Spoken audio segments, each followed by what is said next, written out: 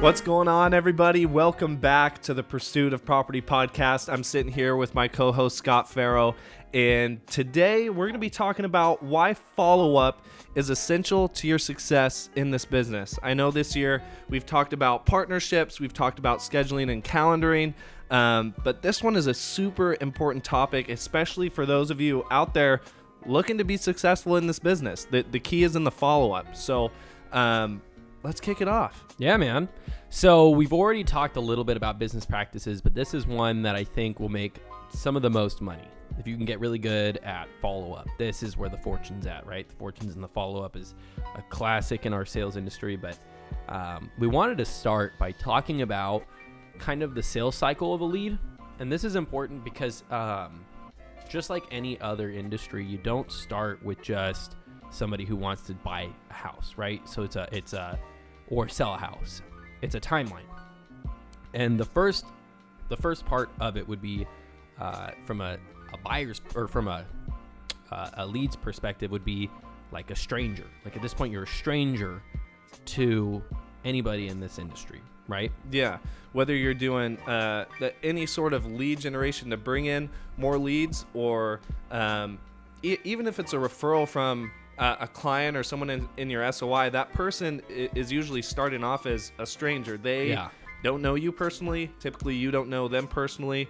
And the next step would be to get that stranger and see what their intent is, right? Because you're being put in touch for a reason. You're marketing to them for a reason, or they're being referred to you for a reason.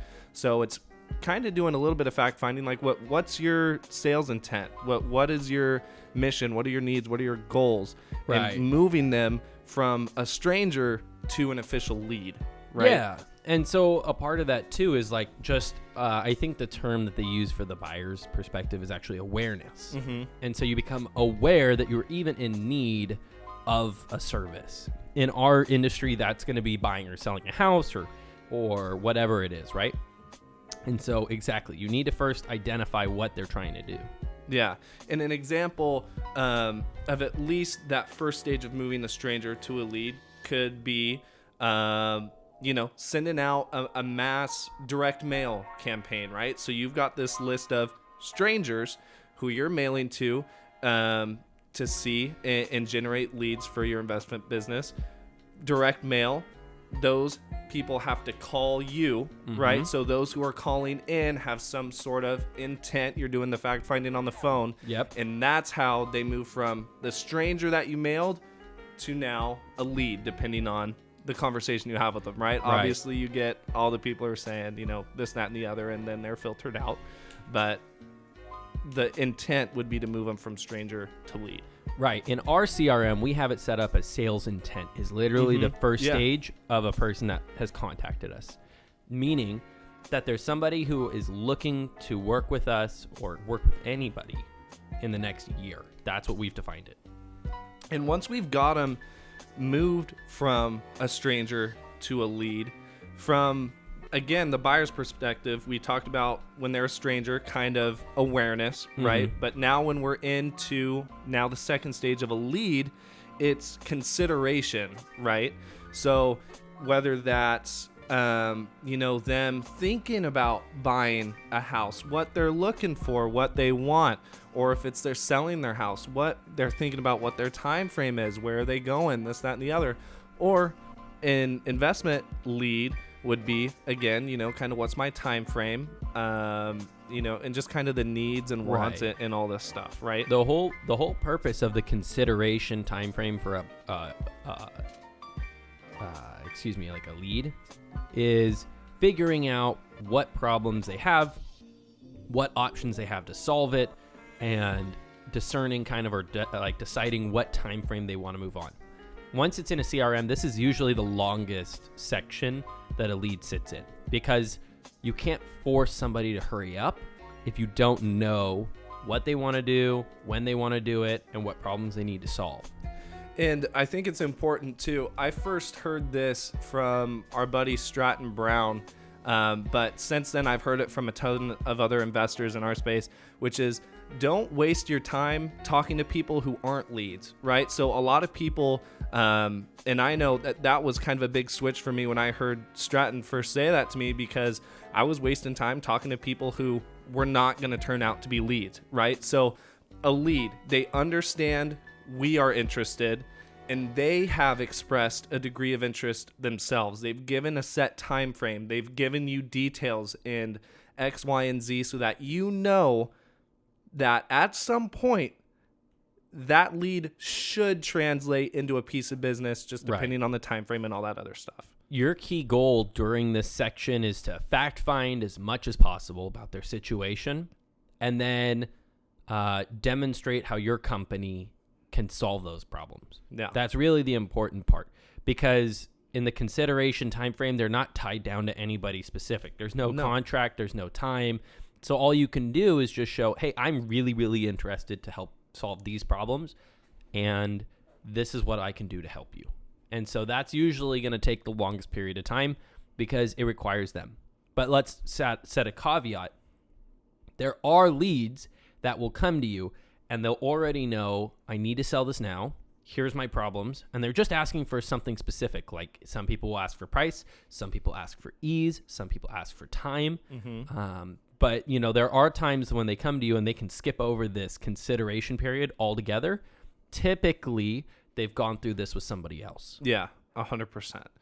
So we've got 2 stages of the lead covered, right? Yeah. They start as a stranger, then they move to a lead, and then stage 3 would be they are now an opportunity. Yes. And the opportunity stage is where not all, but the majority of the follow-up is happening in the opportunity stage. So what takes a lead to an opportunity? The most important thing is to hit the pillars, right? So condition, time, motivation, price. I think that's really it. If they hit a majority of these, you can move them to an opportunity, because now Joe Schmo needs to sell it within 30 to 90 days. He is in bad condition and can't list on the open market. He is asking for $120,000. My max offer is $122,000. And what was the last one? Time, condition, price, motivation. And he has some reason to sell it to me versus go list it or go somewhere else, right? So that's when you can move it to a opportunity. In the majority of, like you had touched upon, the investigation and the negotiation, doing even more fact-finding, price discussion, X, Y, and Z, like you had mentioned, in the opportunity section, when you have a defined time frame, 90 days, and we say this is where you need to do a lot of the follow-up. If they're 90 days out, you're not going to stop talking to them and then not talk to them until the 90th day, because who knows what can pop up, right?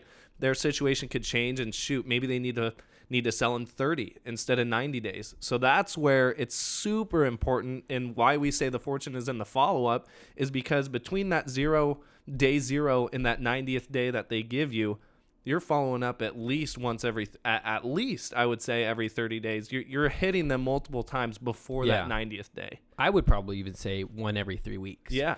And that's where there's going to be a level of like learning curve on how to figure out what personality types react well to what. But for us, the key is once you have those points of motivation with the price, the timeline, the condition, every time you talk to that person, you set the expectation of when you're going to follow up. And you just say, hey, look, I want to stay in touch. I know that you're looking to sell this thing, and it's not right now, but I want to be there when the timing's right. When can I follow up with you? If they give you a time, our typical rule of thumb is to try to cut it in half, because typically people overestimate how long it's going to take them to come to the next stage. Yeah. But, if we reach out in half the time and they're still not ready, hey, great. I'm glad we were able to connect. Is there anything I can do to help you? Okay, perfect. I'm going to follow up with you in a couple more weeks. And I think that's an important point too, because I know a lot of you out there might be thinking, I don't want to be a burden. I don't want to feel like I'm pestering this potential lead or this lead or Right. this person. But I think the funny thing is, and we were just talking about this yesterday with one of the leads you were following up on, is the lady I think had said to call you back in 3 weeks, and you were like, you know what, I'm gonna call her back in a week and a half to 2 weeks, because 99% of these leads or these people, when they give you a time frame, and it happens even more if it's like, call me back in 3 months. If you call them back in a month and a half, they're not going to remember they told you to call them back in 3 months when they talked with you, right? It's gonna feel like a long period of time has passed anyway. It also comes with intention. One of the things that we were trained when we first started was if you're calling with the intention that you're pestering them, you're going to be pestering. Yeah. But if you call it the intention of checking in, adding value, offering solutions, nobody's going to be mad at you when you call a little early.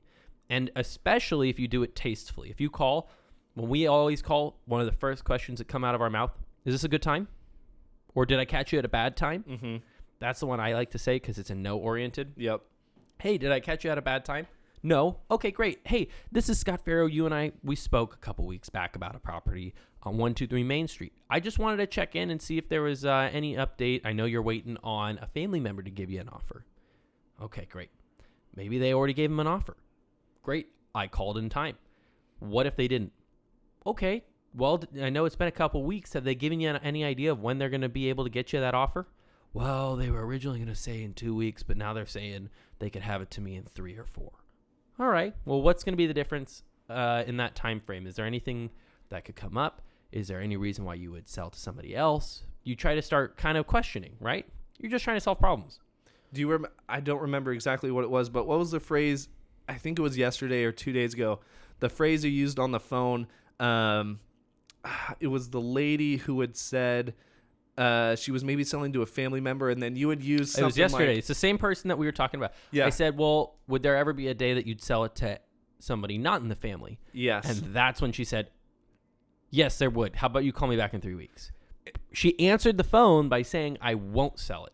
And I think that is what differentiates beginning investors as opposed to someone more experienced. A beginner investor or someone just getting into the business, and this a little side note, but would take that and go, okay, you know, this lead's dead, not going to follow up with them anymore. They said they're going with family, so, you know, they would, instead of asking the question you did, they'd be like, okay, you know what, great, thanks, wish you the best of luck, and never talk to that lead again. But now you've got a follow-up set for a week and a half to 2 weeks from now, all because you asked and twisted that question and be like, oh, it sounds, you know, Right. sounds like you wouldn't be open to accepting an offer from anyone else. Oh, no. Call me back in 3 weeks. And that's exactly it. And again, when you hear it from that perspective, I wasn't trying to be pushy. No. I was genuinely curious. Like, well, I mean, I get wanting to sell it to family, but would you never consider an offer? Yeah. And going that route. So those are just little ways that we're trying to bring up that following up when it's in the opportunity stage is the most crucial follow-up. 100%. The other part that we have about this is when you go to the opportunity stage, that's typically when you get the physical inspection. That's when people usually are okay with you finally coming to the house, walking it, taking photos. A lot of the price negotiation happens there. And it's important that, especially with follow-up, we always talk about going on your appointment. You know, we always lead with the intention that you're going to close it there. Yeah. But what happens when you don't is you need to have set the expectation that, hey, we weren't able to work it out today. How about I give you a couple days to think it over on what number you would consider, and I'll give you a call back, and you set a time and a date. Because even, I mean, I'm thinking it goes back to obviously follow-up. If you in that appointment, and even if you get the vibe that, you know, that they're not on the same page as you, or you don't end up signing it, and you just take that and go, you know, I'm not going to follow up those They're people. unrealistic. They're unrealistic. Their price is X and I'm at Y, which what we have found is big numbers that people think are big and differences in price are actually not that we big. close deals all the time when you start at like 70,000 different in price. Yeah. That is a common number to start different. So we've gone through these 3 stages of a lead. The fourth and final one would be taking it to a customer or converting them into a customer or a client. That's what I was going to say. A closed transaction. Yes. Right? Which is the decision. The deal has been won. You have helped your lead buy a house, closed escrow. You have helped your client or that person sell their house, or you have officially bought that house from an investment perspective. I even like thinking of the sellers as clients. They're just not real estate clients. Yeah. As realtors, we have to be very, very clear with them what our role is with them. Mm-hmm. But, we're servicing them, right? At the end of the day, they came to us for a solution, and we're simply the guys that are bringing the cash to solve the problem. What's important to know here is we brought this up, one, in part to understand that there's a time frame to each lead, but two, to understand that there's opportunity for you to treat these clients just like a grocery store would treat them. A lot of these sellers that you work with, or a lot of clients, have multiple transactions in their life. And if you do a very, very good job through this, when they go straight to the awareness, they'll skip the consideration when it comes to who they're going to use. And then it's just going to be problem solving and time frame solving. Yeah. So that's an important thing to understand, is just like, a grocery store like Walmart or Save Mart will do, and they get you to come back and they provide reward programs and all that. Our best method to getting repeat business from these people is to be upfront and honest, transparent, trustworthy, and follow through on everything that we say we're going to do, right? So at the end of the day, once you do that, say you meet a seller who has 10 houses, over the next, 20 years, while they're selling off their portfolio, as older people do, because they don't want to be landlords. Yep. All of a sudden, they think of Cade, because Cade took care of me on Cornell X amount of weeks ago, or X amount of years ago, or, a decade ago. Yeah. Which, again, comes back to the follow-up, because if you complete the sale, or you complete a piece of business with a client, and then you never talk to them again, if they've got 10 other houses and you haven't been touching base with them every so often, being genuine in your approach, checking in with them, hey, I know we closed that transaction a month ago. You told me you were going to go out and celebrate. How'd it go? How are you doing? How's the past month been?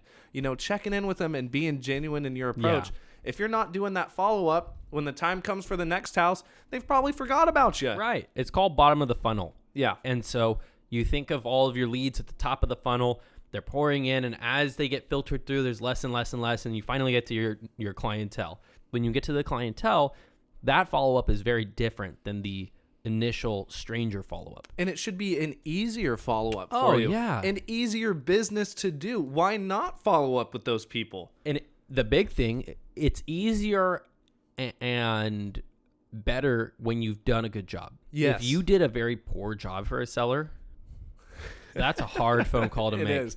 Hey, Yeah. I messed up this transaction. You want to sell me another? And I'm not saying they won't give you another chance, and I'm not also saying that you're perfect. Like, I've messed up plenty of transactions on accident, and they've closed, but I've had road bumps and I've had speed bumps that were my fault. And it's important that in those moments you say, this is what mistake I made. Here's the solution. Here's how I can repair any damages to you. And then you go through with it, right? So all this is really important to understand the concept of why follow-up is so important. Because in our business, it's not like a grocery store where somebody walks in and buys their food that day. We're talking that this could be anywhere from months to years. I just lost a deal yesterday that was a follow-up from the beginning of 2019 that I've been following up, and we're in January of 22. Oh, well, that's a lot of wasted time, but it wasn't wasted because there was an opportunity. Where I fell short was I didn't really know when to call, and I must have missed an indicator because it got listed, and I could have listed it, and I got listed for $650,000, and I could have been that guy. Yeah. So it's something to think about. Yeah. And we've said this multiple times so far. The fortune is in the follow-up, and we've made the point that it is extremely rare to come across a stranger or a lead who is instantly ready to become a customer or a client, right? It's very rare to get the phone call from an investment client or an investment seller that says, I need to sell this house today. Get me an offer today. I'd like to open escrow tomorrow. It happens, but it's very extremely rare. So if you're not following up with 99% of the strangers or the leads in your business, you're never going to do any deals because one, a very small amount of those people are actually ready now and today to do that, right? Excuse me. And the general rule of thumb that we use, at least in our business, different than other aspects of sales, where you're also following up. But the activities you're doing today, the follow-up, the lead generation, XYZ, will pay you in 3 to 6 months. They may pay you. May pay you. Right? And so at the, one of the other things that we talk about is that it takes for a lot of our marketing streams 12 months. Mm-hmm. So for mail, don't start a mailing campaign unless you can do it for 12 months, because our industry has a time frame. And the reason it has a time frame is because the first leads that call you off that mailing piece, those guys that called you are probably multiple months, if not a year out. Yeah. And it's going to be on your ability to follow up and close to see if that marketing method is actually a success. Yeah. The other part to it is understanding that each industry is so different. Mm-hmm. You need to work with people who are already in your industry and figure out what are they doing. When you get a guy that calls and says, I want to sell my house in the next few months, what do the successful people do in those situations? Mm-hmm. I guarantee the people that are not selling as many homes are going to be the ones that say, well, I call them back in 3 months to 4 months. And I say, hey, you mentioned you were going to sell in April. It's April 1st. Are you thinking of selling? Oh, no, I'm sorry. I actually listed it a couple of weeks ago with somebody else. I sold always, it 3 weeks ago or yeah, a month ago because we had to move to this because of this. Right. And that's where, when we talk to them right now, you and I are talking to a lot of people who are saying, oh, summertime. Well, I remember in the summertime, they're saying, oh, the new year. Mm-hmm. Right. And so you kind of can start seeing that 3 to 6 month kind of time frame building up. In that time, you try to talk to them frequently.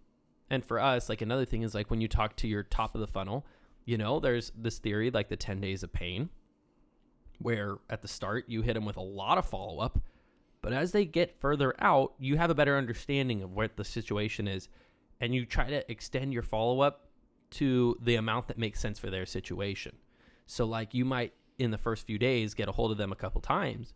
But then they say, hey, look, honestly, I have a financial situation that makes it so I can't sell until X month. Yeah. Well, great.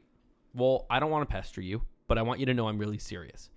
If you wouldn't mind, save my number. I'm going to save yours. And how about I give you a call back, a month before that month, and just see how things go. And if they say yes, great, you do it. And then if you're going and you call and they say, oh, yeah, I don't know if I'm going to be able to make it. Okay, well, what happened? What changed? Great. Okay, so when should I follow up with you next? Let them suggest it, and then you cut it in half. Yeah.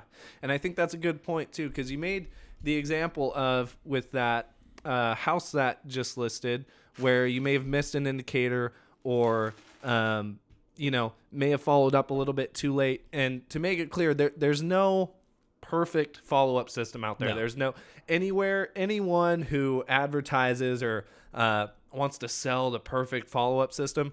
There is no perfect follow-up system because not all of your clients are a single person. They're their own people with their own experiences, with their own needs, which is what comes along in this business of being in it for longer periods of time. You get a better grasp and understanding of how it works, how people think, what their needs are. Yeah. So for people out there saying, how do I follow up? What do I need to do? We mentioned 10 days of pain, which is a great rule of thumb in the beginning for those strangers. Yes, let's do it. So for those strangers that are coming in or leads that are coming in from a marketing channel that could have called you for an initial call or you have no contact with them before. Before you go forward, there are rules on who you can contact for business. Yes.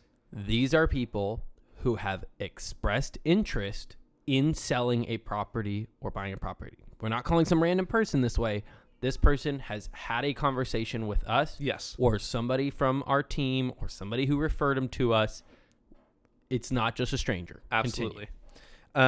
So 10 days of pain. So for 10 days, you're going to contact them at least once a day for 10 days in a row, whether that's a mixture of calling, texting, or emailing.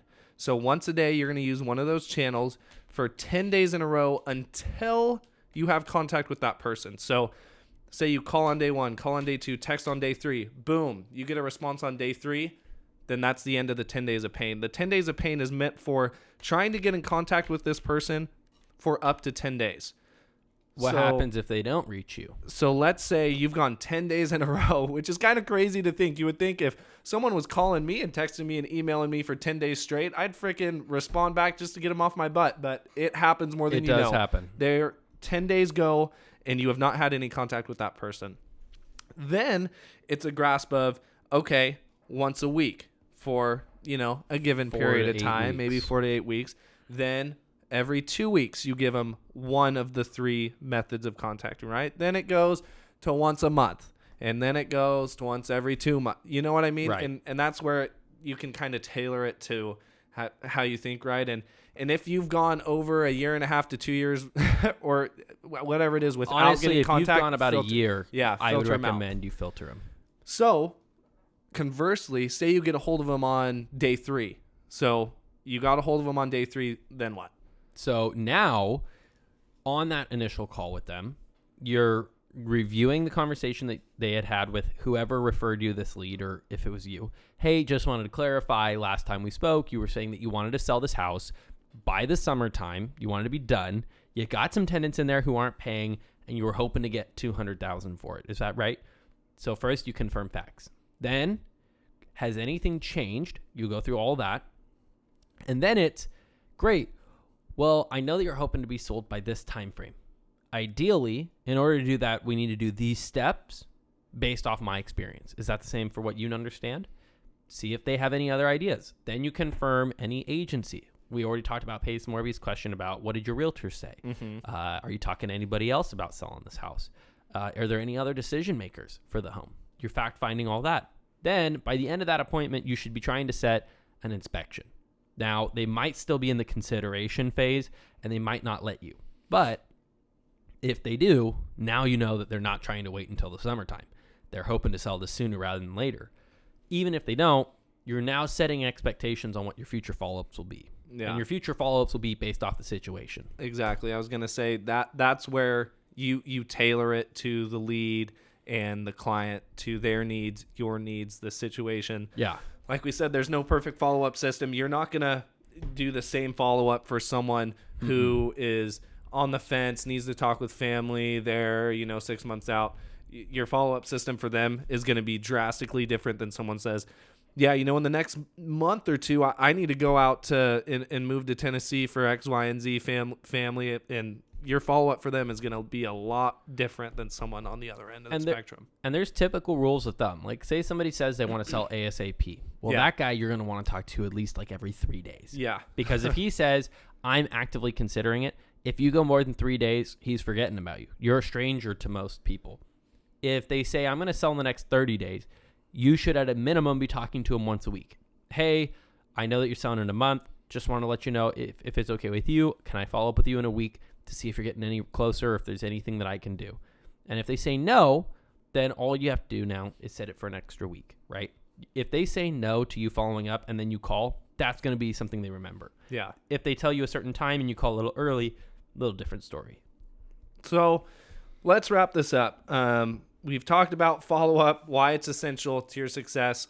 We sound like broken records because we keep saying the fortune is in the follow-up, which for those in this business who have been doing it, that everyone will agree with you that the fortune is in the follow-up. So I know each of us just had a big piece of business that closed because the money was in the follow-up. Yeah. So let's do a quick breakdown of just how each of our follow-ups went down and why that led to the fortune being in the follow-up. Yeah.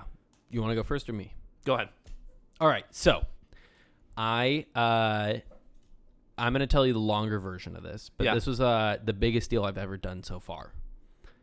I started by calling on for sale by owners, and I picked up a listing. That listing went so well, he referred me to the house down the street. The house down the street had the sign up, and a neighbor from a different neighborhood drove by and saw the sign. That neighbor called me off the sign and asked for the numbers of the other 2 sellers. Those 2 sellers gave me a letter of recommendation, and the third listing listed with me. Mm-hmm.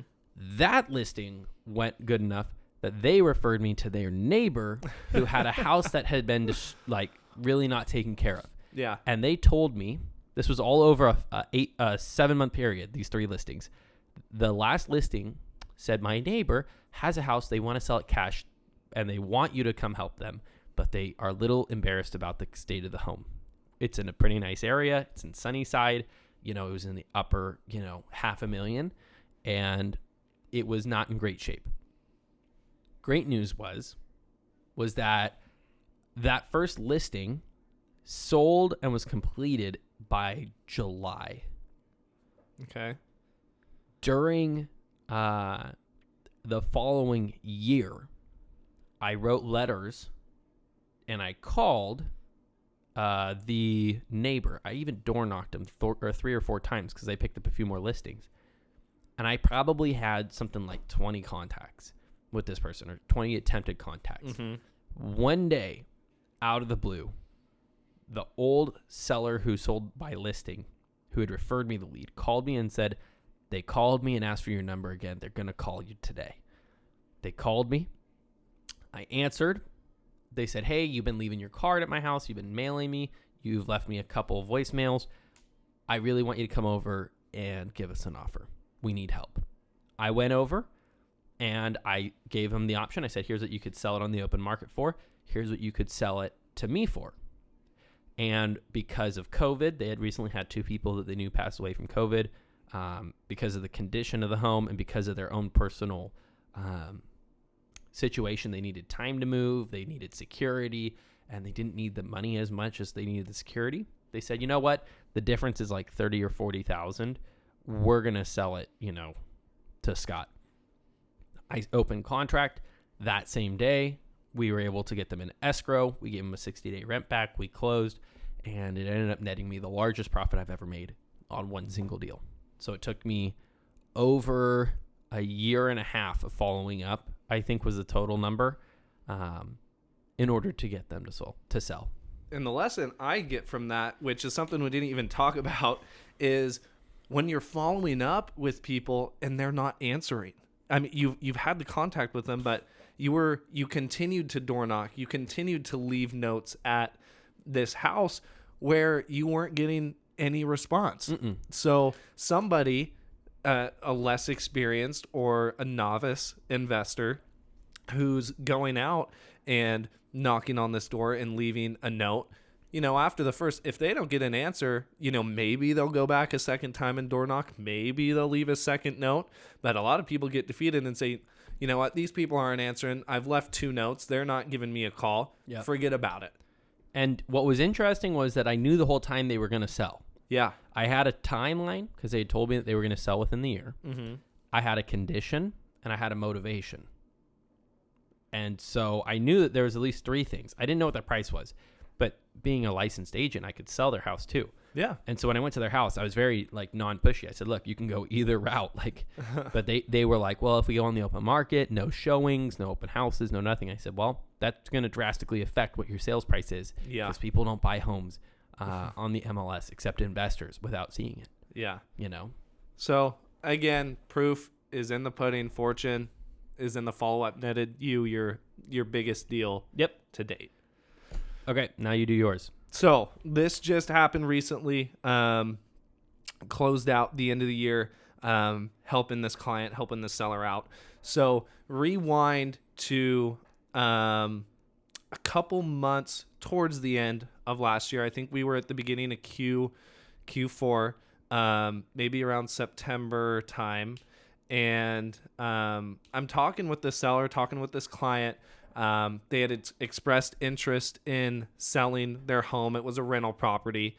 And I got their time frame right off the bat. The seller had mentioned to me, hey, I really need to sell this by the end of the year. My accountant told me, for tax reasons. That's one of the best motivations. Oh, one of the best motivations. They said, I need it to not only go into contract, but I need to close escrow by the end of this year for tax reasons. So great. We've got the time frame there right off the bat.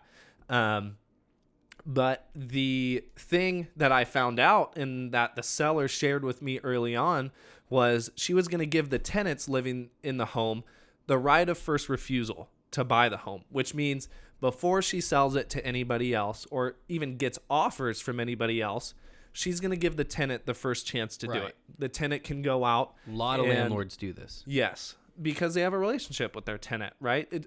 A lot of the time. So the tenant has an opportunity to go and try and get pre-approved or pre-qualified for the home and then subsequently buy the home, right? So let's stop there. That's another point where not many people would know to follow up after that. I mean, if you've got a seller telling you, no, I'm selling it to my I'm going to tenant. sell it to my tenant, a novice or beginner investor might take that and go, that's a lost deal, man. Yeah, it's a done deal. They're selling it to their tenant, blah, blah, blah, blah, blah. So Real quick, not to ruin your story, Yeah. but as a general rule of thumb, unless the person has an open contract, any offer they have is not a done deal. Even when they have an open contract, it's not a done deal, but there's like certain rules for follow-up. But like if they say family, tenant, business partner, another investor, that's not a done deal. Yeah. That's not a reason to stop. Continue. Okay. So I'm taking that news and I'm going, okay, we're in early Q4. Escrow still needs to open and close by the end of the year. Mm-hmm. In this example, the tenant needs to go out, get pre-approved, get pre-qualified, go through that whole process, and then open escrow and do all their things and close by the end of the year. So I'm taking that and I'm going, okay, and doing the same thing you are. No signed contract. They're not even pre-qualified or pre-approved yet. Mm-mm. The seller had mentioned that they are going to, and she's going to sell it to the tenants after they do that. But I'm thinking, okay, not a done deal. So I'm following up, like we had talked about earlier, probably once every 3 weeks or so, maybe between 3 and 4 weeks. Just touching base, saying, hey, Mr. or Mrs. Seller, just wanted to check in, see how the pre-approval process was going for your tenants. Yeah. Just wanted to check in and see if you guys were able to open escrow yet. Yeah. X, Y, and Z. We get all the way to almost mid-December. And we were talking about, actually, this first text was early December. And the seller had gone, I don't think the tenants are going to buy the house. So I still need to sell by the end of the year. I'll give you a call or follow up with you in a week to touch base. And this is already early December. And I mean, obviously we can close escrow quickly, X, Y, Z. So boom, follow up a week later. It's official, not selling to the tenants. I need you to come in and I need escrow to close by the end of the year. So day of, not only we go out, we open escrow, agree on a price, get everything dialed in, but by 2 days before the end of the new year, or the end of the year, before the new year, escrow closes, seller gets to close their sale by the end of the year, get their check, and do X, Y, and Z, which, similar to you, was my biggest deal that I have done to date, which was good. Let's also bring up that you solved the problem. You brought the know-how and expertise on how to help the tenants get out of the house, because obviously, technically, they could have a 30-day notice and have ruined everything. They knew what was going on, so they were able to work with you, but you offered to help cover the fees to get them out. Yeah. By helping pay them to move. You brought the know-how of how to do it, and you brought the skill set of actually getting the offer accepted, escrow opened, escrow closed on time. You did the final walkthrough, everything all at once for that seller. Mm-hmm. So did the seller even have to go back to the house after that first appointment? No. Yeah, see? So that's the service you provided, and you got paid handsomely for providing a great service and being in the right place for the right period of time at the right time. And to go back to what we were talking about, this is a client and a seller who does have multiple homes here in town. So I've talked with them after the transaction had closed. Thanked them, appreciated them. They were super appreciative and thankful to me, which goes back to what you were saying, providing not only the service, but great service and Right. living up to what you say you were going to do. Early on, when I was talking with this client and seller, I said, look, if we go the investment route, I know I can close escrow in as soon as 10 to 14 days.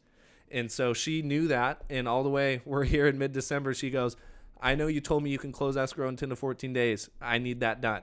There you go. And boom, happened. And you closed on what, December 29th or 30th?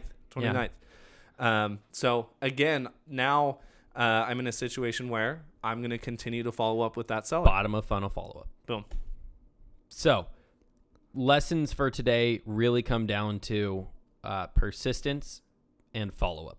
There's going to be a lot of times that people say yes or no, and they don't mean it. It's going to be on you to read between the lines, but to also err on the side of caution and always follow up. 100%. Well, thank you guys for tuning in to today's episode. We hope you guys took some value, some good nuggets about follow-up, how to do it, how to kind of really navigate the whole follow-up process, and why it's so important to making money, being successful, and running a successful business. So we'll see you guys next week. Thanks again for tuning in. And if you guys have any questions, comments, concerns, feedback, please reach out to us on social media. We'd be happy to hear from you. Thanks for tuning in, guys.